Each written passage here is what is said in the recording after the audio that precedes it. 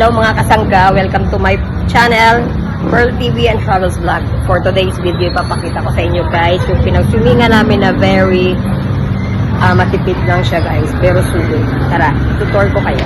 Hello mga kasangga, welcome to my channel, Pearl TV and Travels Vlog.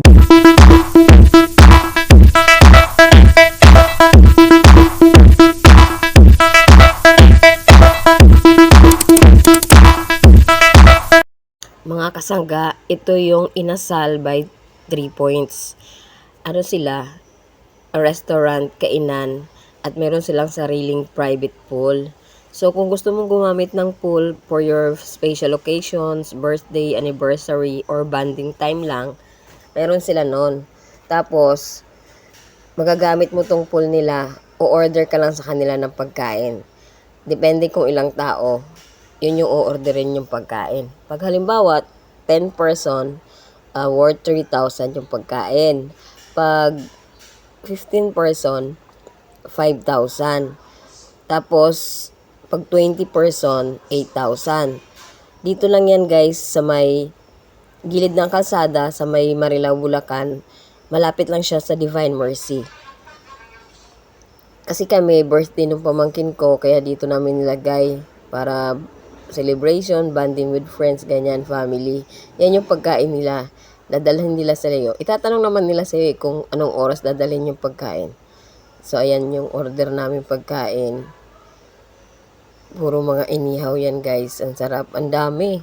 Hindi ka namin naubos kasi maliit lang silang kumain. Pwede mo i-take out pag may natira kayong pagkain. Pero busog kayo niyan. Makakaligo kayo 5 hours. Wala na kayong dadaling pagkain kasi niluluto na nila. Sila nang bahala sa pagkain nyo. Kailangan nyo na lang dalhin damit tsaka camera para masaya. So, yan, banding-banding na kayo dyan. Kainan pa. Tapos pagkatapos nyo kumain, swimming na kayo. Happy birthday! Yung pantawa ka dyan. Happy birthday! Happy birthday to you. Happy birthday! Happy birthday to you. Happy birthday! Happy birthday! Happy birthday!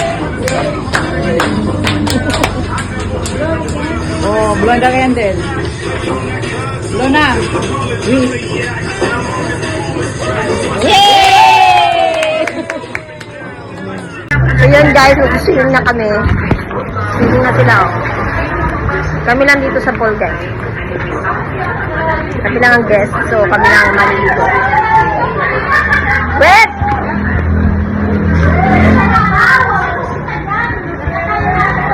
Swimming na mga senyor.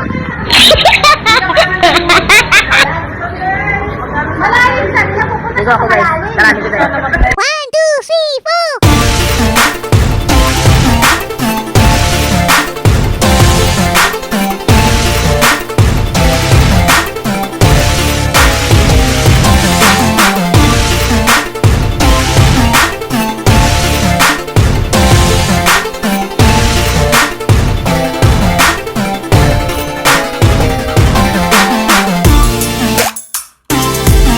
Thanks for watching mga kasangga.